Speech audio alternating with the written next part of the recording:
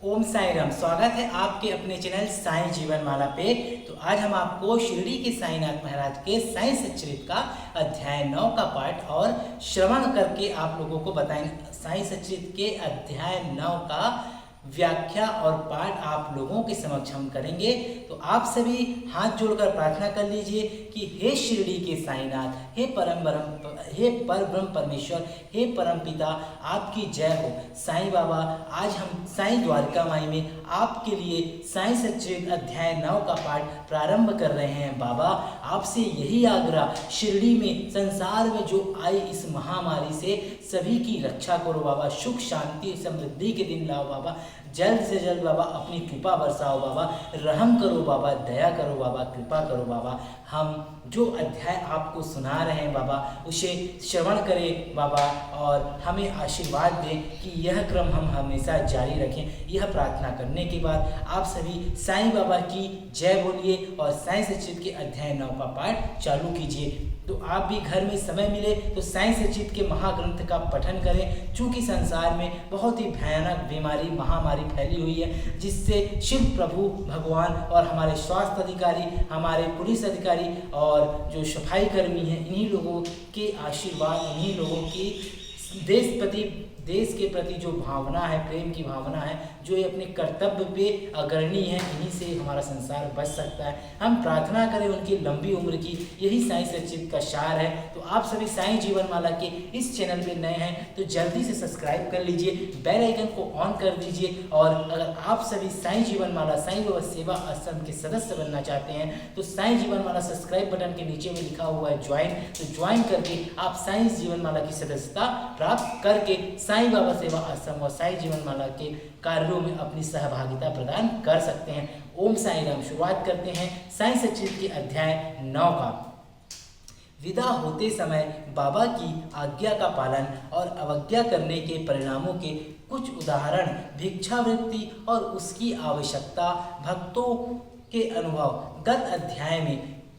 गत अध्याय के अंत में केवल इतना ही संकेत किया गया था कि लौटते समय जिन्होंने बाबा के आदेशों का पालन किया वे सकुशल घर लौटे और जिन्होंने अवज्ञा की उन्हें दुर्घटनाओं का सामना करना पड़ा। इस अध्याय में यह कथन कई पुष्टिकारक घटनाओं और अन्य विषयों के साथ विस्तार पूर्वक समझाया जाएगा। शिरडी यात्रा की विशेषता।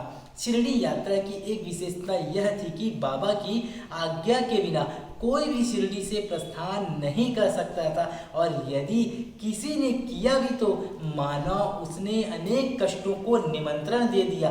परंतु यदि किसी को शिरडी छोड़ने की आज्ञा हुई तो फिर वहाँ उसका ठहरना भी नहीं हो सकता था। जब भक्तगण लौटने के समय बाबा से प्रणाम करने जाते तो बाबा उन्हें कुछ आदेश दिया करते थे जिनका पालन अति आवश्यक था। यदि इन आदेशों की अवज्ञा कर कोई लौट गया तो निश्चय ही उसे किसी न किसी दुर्घटना का सामना करना पड़ता था। ऐसे ही कुछ उदाहरण हैं जो हम आपको बताते हैं।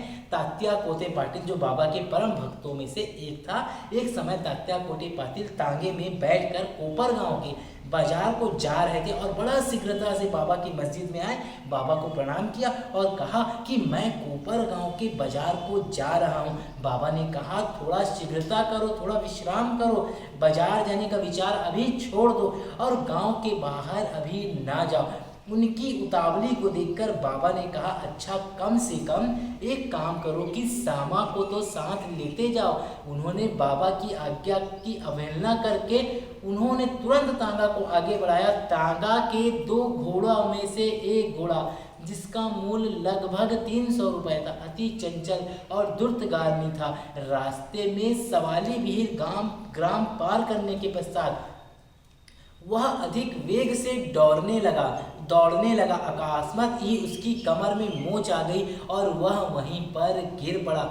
यद्यपि तात्या को अधिक चोट तो न आई, परंतु उन्हें अपने साईं माँ के आदेशों की स्मृति अवश्य हो आई। एक अन्य अवसर पर कोल्हार ग्राम को जाते हुए भी उन्होंने बाबा के आदेशों की अवज्ञा की थी और ऊपर वर्णित घटना के समान ही दुर्घटना का उन्हें सामना करना पड़ा था। देखा आपने, जिन्होंने बाबा की आज्ञा का अवहेलना किया उन्हें किसी न किसी दुर्घटनाओं का सामना करना पड़ा, क्योंकि बाबा अंतर्यामी थे, बाबा को पता रहता था कि आगे क्या होने वाला है। लेकिन फिर भी कहते हैं ना, कौन छुएगा उसकी परछाई, कौन छुएगा उसकी परछाई, जिसको बचाने वाला साईं। साईं ने बचाते भी है। साईं कहते हैं ना, धीरज रख लो रहमत की वर्षा भी बरसा देगा, जिस साईं ने दर्द दिया है वही दवा भी देगा। बाबा अगर कष्ट देते हैं तो बाबा उसकी दवा भी देते हैं। चलिए आगे का अध्याय जारी रखते हैं। एक यूरोपियन महाशय, एक समय बम्बई के एक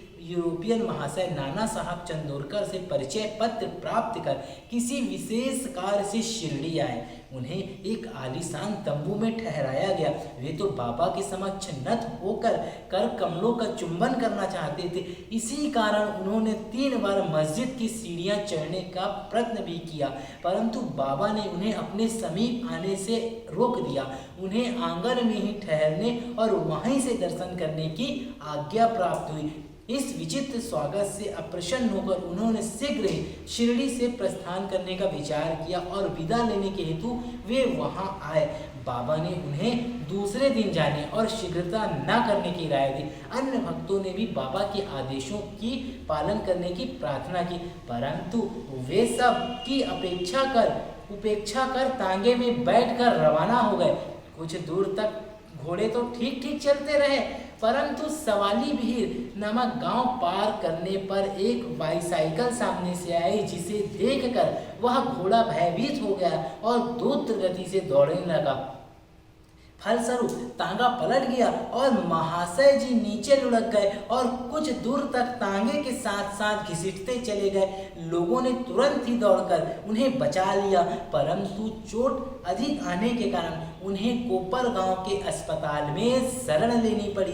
इस घटना से भक्तों ने शिक्षा ग्रहण की कि जो बाबा के आदेशों का अवहेलना करते हैं उन्हें किसी न किसी प्रकार की दुर्घटनाओं का शिकार होना ही पड़ता है, और जो आज्ञा का पालन करते हैं वे सकुशल घर सुखपूर्वक पहुंच जाते हैं। आगे की घटना है भिक्षावृत्ति की आवश्यकता। तो जैसा कि आपने देखा कि बाबा की जिन्होंने आज्ञा का अवहेलना किया उन्हें किसी न किसी तरह से दुर्घटनाओं का सामना करना पड़ा, लेकिन फिर भी बाबा हर वक्त उन्हें बचा लेते थे। मैं साईं की द्वारिका माई से यह पावन कथा बाबा को सुना रहा हूँ। मेरे पीछे भी बैठे साईं हैं, मेरे सामने भी बैठे साईं हैं, और आप सभी से यही आग्रह कि आप सभी अगर साईं सचित का यह महाग्रंथ का पाठ श्रवण कर रहे हैं तो कृपया बीच में ना छोड़ें, इसे अंत तक सुने, क्योंकि साईं की कथा अनमोल है। जो साईं के रंगों में रंग जाता है उसका जीवन खुशियों से भर जाता है। अब हम भिक्षावृत्ति के प्रश्न पर विचार करेंगे। संभव है कुछ लोगों के मन में संदेह उत्पन्न हो कि जब बाबा इतने श्रेष्ठ पुरुष थे तो फिर उन्होंने आजीवन भिक्षावृत्ति पर ही क्यों निर्वाह किया। इस प्रश्न को हम 2 दृष्टिकोण से आप लोगों के समक्ष रखते हैं। पहला दृष्टिकोण है भिक्षावृत्ति का निर्वाह करने का अधिकारी कौन है।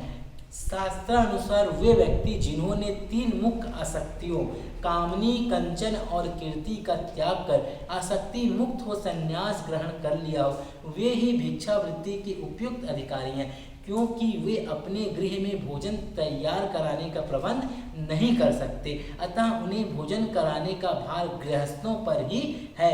श्री साईं बाबा ना तो गृहस्थ थे और ना वानप्रस्थी, वे तो बाल ब्रह्मचारी थे। उनकी यह दृढ़ भावना थी कि विश्व ही मेरा गृह है। वे तो स्वयं ही भगवान वासुदेव विश्व पालन करता तथा पर ब्रह्मा थे, अतः वे भिक्षा उपार्जना के पूर्ण अधिकारी थे। देखा आपने। अब दूसरा दृष्टिकोण देखते हैं कि पंच सुना 5 पाप और उनका प्रायश्चित। सबको यह ज्ञात है कि भोजन सामग्री या रसोई बनाने के लिए गृहस्थ श्रमियों को 5 प्रकार की क्रियाएं करनी पड़ती है। पहला है पीसना, दूसरा है दलना, तीसरा है बर्तन मलना, चौथा है मांजना और धोना, 5वां है चूल्हा जलाना। इन क्रियाओं के परिणाम स्वरूप अनेक कीटाणुओं और जीवों का नाश होता है और इस प्रकार गृहस्थ श्रमियों को पाप लगता है। इन पापों के प्रायश्चित स्वरूप शास्त्रों ने 5 प्रकार के यज्ञ करने की आज्ञा दी है। पहला है ब्रह्मा यज्ञ अर्थात वेदाध्यान, ब्रह्मा को अर्पण करना या वेद को अध्ययन करना। पितृ यज्ञ, पूर्वजों को दान। तीसरा है देव यज्ञ, देवताओं को बलि यानी देवताओं को देना। भूत यज्ञ यानी प्राणियों को दान, जो अपने घर के आसपास बाहर आ जाते हैं भीख मांगने, उन्हें दान करना, खाना पीने की सामग्री, उसको कहते हैं भूत यज्ञ।